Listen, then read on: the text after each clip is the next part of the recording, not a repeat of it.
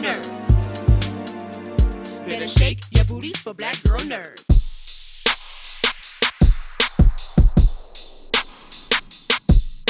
Hello, everybody. Yay, senior year. We made it. Yay. What's up, Deandra? Thank you.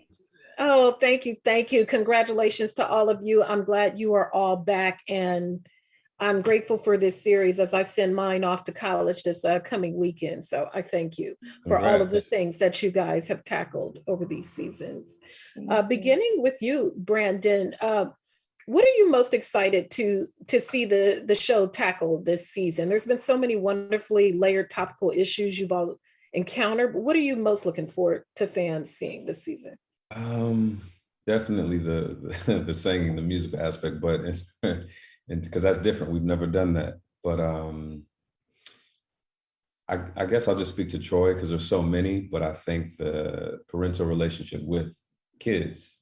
I don't have kids, but obviously I have parents, and those are very interesting unique relationships because they change so much. You go from the dynamic of being completely reliant to being a teenager, kind of rebellious, and then you become an adult. And so, during that time period, it's like to think about the trauma that one may have experienced, or just the ups and downs, and for Troy to wonder always, kind of like we see the dad dynamic, but to wonder what his mother must have experienced and been like, because we've hinted at it, is something I think is cool because he needs to address it in order to get some clarity to move forward.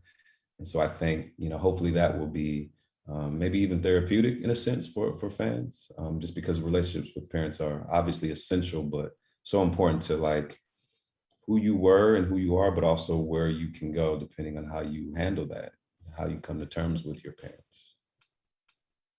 Absolutely. I mean, it's so meaningful. Sometimes that gap of adulthood and childhood, it's not really explored in a relationship. So it's very, very apropos, and people overlook that a lot in development. Yes. Antoinette, for you, I mean, you've always been a fan favorite. Everybody loves Coco. Folks love Coco. I went to Twitter to see what people wanted to see this coming season. What can we expect from Coco this season? You can expect Coco to Coco. I'm joking. I feel like Coco this season embarks on a journey to find ways to get what she ultimately wants, and whether or not that ends up being everything that she imagined it would be or not, I guess everyone will see that part. But I feel like it's nice to see Coco in a completely different environment. Choosing to wheel and deal in different ways, and find ways to maneuver to get what she wants.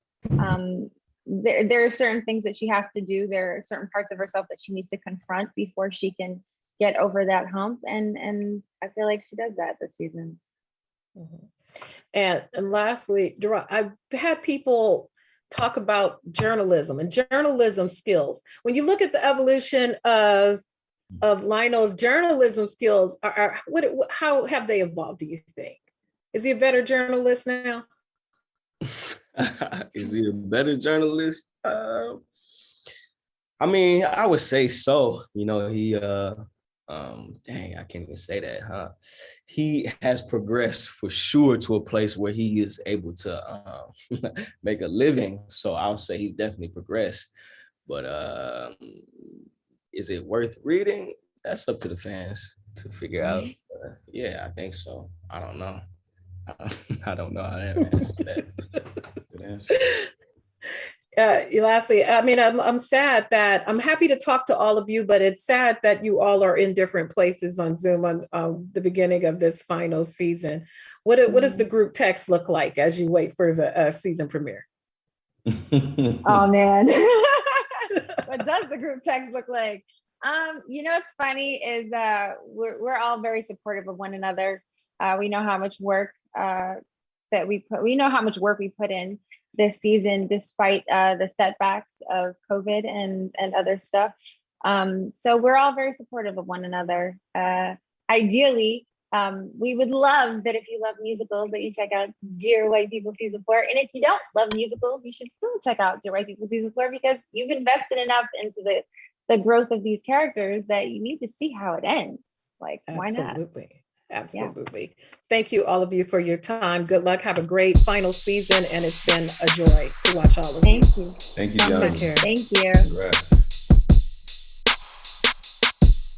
Thank you guys for your time.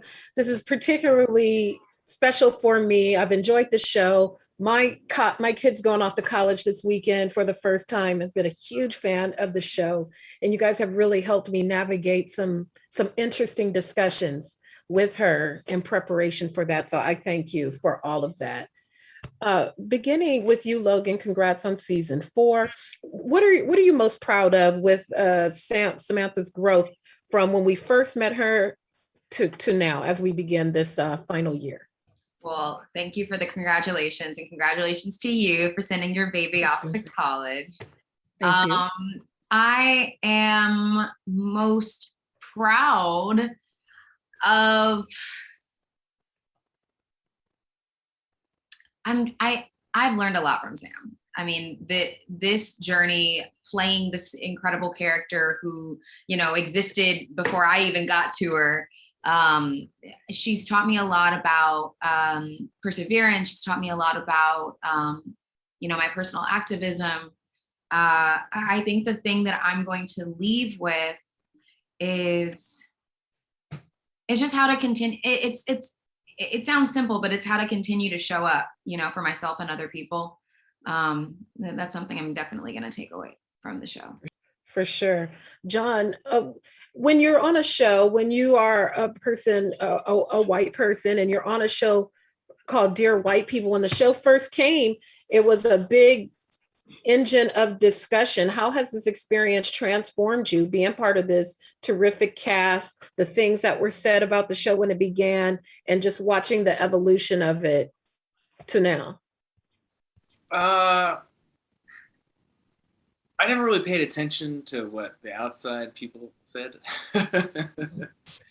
But for the people who identify with Gabe or the show, I mean, I've learned a lot. I've learned a lot about myself as a performer, as a person who exists in a world of other people with different backgrounds and different lineages and different perceptions and different, just how different things were. I mean, I grew up in Baltimore and spent a lot of time on the East Coast, and then I came out here, and I've been fortunate to just be around people and to be empathetic. But for me,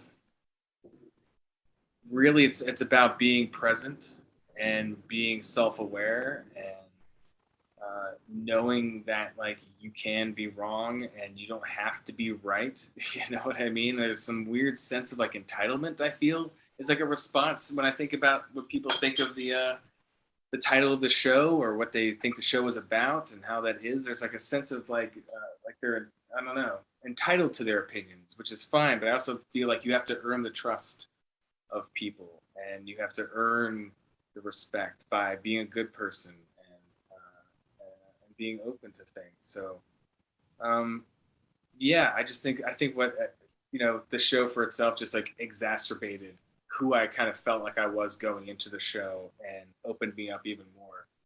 Logan asked me if I based my character off of an animal, and I said no, I felt more like an umbrella. An umbrella, And lastly, Logan, as we close it out, a lot of musicality this season. A big ask for you. Was it daunting when this was presented to you? I was excited. I love musicals. I love being musical. I've never really gotten the opportunity to do that. I've never pursued music on my own. I've auditioned for a couple of musicals here and there and never gotten them. But I was like, I'm already hired, so you're stuck with me. Yay. Couldn't wait. I loved going in and we did kind of have to audition for Justin and Jaclyn, though. We had to go in with, they said, I'll say this, they said, pick a 90s song and come in and sing it for us. Of course, I chose Can't Make You Love Me, which is not really, I think, what they were going for, but I was like, it was in the 90s. So that's a good, wow. Okay, Logan. Okay, pipes. Were you me? Were you giving them the full on? I can't make you. Yes, I was belting. I was in a very small room, being very loud. Okay. Well, I'm proud of you. That's dope. What'd you sing, John? What did you say? Lady Behind the Small Counter in a Small Town. Lady Behind the Counter in a Small Town. It's a Pearl Jam song off of the Versus record, and it's one of those songs that what. I wonder if they wrote that line because you sang that song. Like your character goes, "Oh, 90s, like Pearl Jam," and I go, "I think they mean more like Mint Condition, but I'm sure it'll be a mix." I wonder if that's from. I think that is why. That's why, because before they started writing this stuff, I came in singing Pearl Jam, and when they were giving like, hey, send us ideas, I was like slipping in a lot of Pearl Jam and a lot of Soundgarden and stuff for like Gabe to sing as options. And I can't talk. But yeah, but that's what I sang. Woman Behind the Counter in a Small Town. That's awesome. More meaningful than even flow. Thank you guys for your time. I appreciate it. Wonderful show. And thank you again for everything. Thank you. Take care. Thank you guys for your time. It is a pleasure to talk with you. I've enjoyed these seasons, spending time with all of your characters, and they've all helped me greatly as I've sent mine. Mine is going off to college this weekend. So I have appreciated. Congratulations. I know. All the It's emotions rough. It's rough, but you guys are making this transition easy for me as I've watched all of the journeys of all of your various characters over these seasons. Beginning with you, Ashley, when you reflect on how this series began, where we the new version of it this season with music, what are you most proud of when you look at the journey? Oh man, I'm most proud of the journey and making it to the end. I keep talking about it, but it's such a rare experience for actors to go this long on a show and be able to bring it to a close in as dynamic of a way as we have. So I just feel when I think about where I started being in the movie with, 5 lines to where I'm ending the season and doing these interviews with you, it just is just a testament to like how far God will bring you, that your dreams will come true, and that all that you want is attainable. Same for you, Marque. What are you most proud of? What am I most proud of? Getting through. Getting through. There were so many moments. I mean, Ashley and I started this journey in 2013 with the film, and so just that's been a lot of life that has transpired since that. I feel like I've grown as an artist. I've grown as a person, a whole human being. I've grown, accepting my light and also accepting my shadow. And so I've learned through Reggie that, to stand up for myself and stand up for the people that I love. So I'm proud of getting through. Amen. Amen. The show's always been, unapologetic about confronting topical issues. The season, no exception. Ashley, what are you most looking forward to the viewers experiencing? Because there's a lot of things that have to come to some sort of finality before we get to the last episode. Honestly, I'm most looking forward to viewers experiencing us singing and dancing. I think that that's really exciting. And I think that that's going to be something that they're going to be most enthralled by. So, for me, that's the highlight. I'm looking forward to Ashley's album. That's what I'm looking for. That's what I'm looking forward to. One day I receive that. I receive it. That's what I'm looking forward to. Marque, was that a daunting ask when it was presented that we're going to go whole and do new thing and it's musicality to close this out? Was it daunting? Was it exciting? It was daunting for me. I was terrified because I don't sing in front of people. I sing in front of the dog. I sing in front of bugs, trees, the grass, outdoors, but not in front of people. So I was terrified. Actually, when we had like many auditions in, I think, February or January, where Justin and crew wanted to hear like, oh, okay, let's see what you can do, just so we can know where to place you or whatever, what kind of music, So I told Justin, I said, okay, I'll come in there.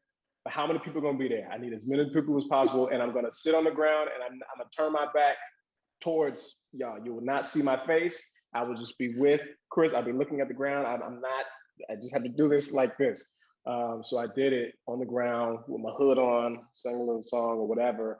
That's how terrified I was. But at the end of the day, I'm proud of like stepping up to the plate, accepting the challenge, and just really working my ass off. We all did, and we did it in a pandemic.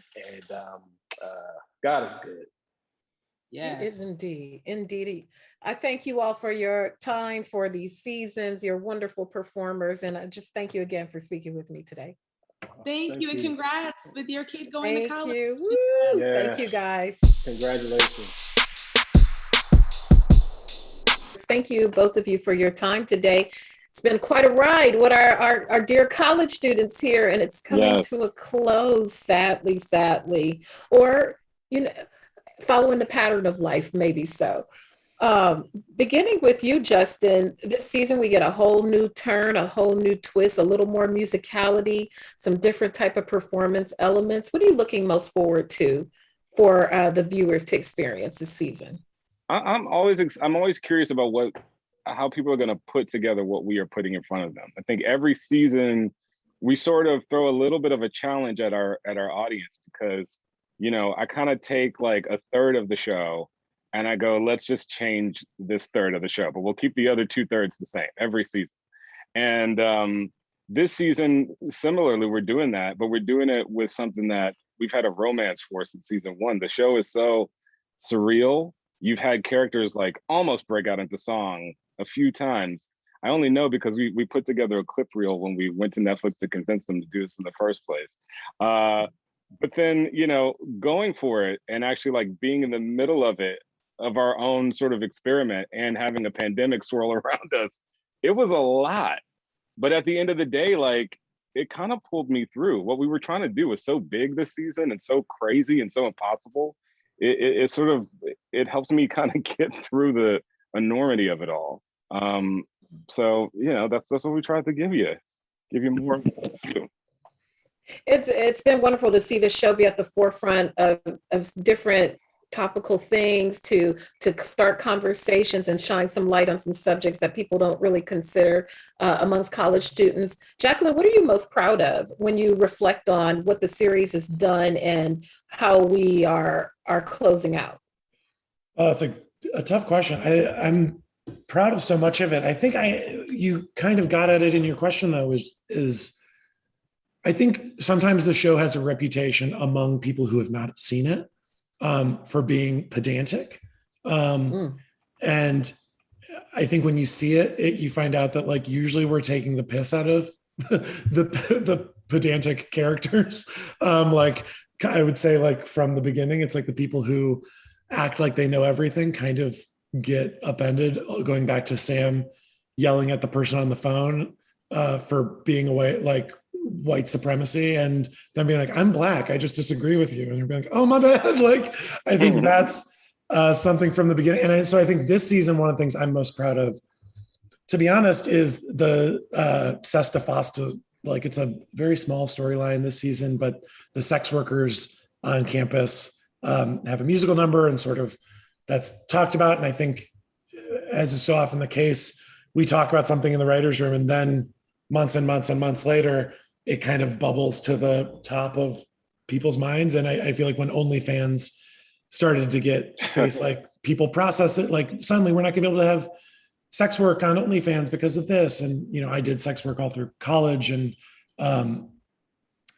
to have this law in the books that makes it harder for people who are trying to finance their lives, whether that's pure survival, whether that's chasing their dreams and having to pay college tuition, whether that's, whatever. It's a real challenging thing. And the fact that we have a storyline that talks about it, and then, we wrote it and filmed it, and then 6 months later, it's like, everybody's like, wait, sex work is work. And it's like, yeah, no, I know, we've been talking about it. So I'm very proud that exists in this final season. Well, I think as I send my teen off to college this coming Saturday, for the first time. I'm going to try not to cry, but I thank you for this show. She has embraced it very much so over the course of the seasons, and it's helped us navigate some conversations too. So I thank you very, that very really much for makes this me show. feel so good to hear that. Thank you for telling me that. I love that. It is my pleasure indeed. Thank you so much for your time. Oh, thank you.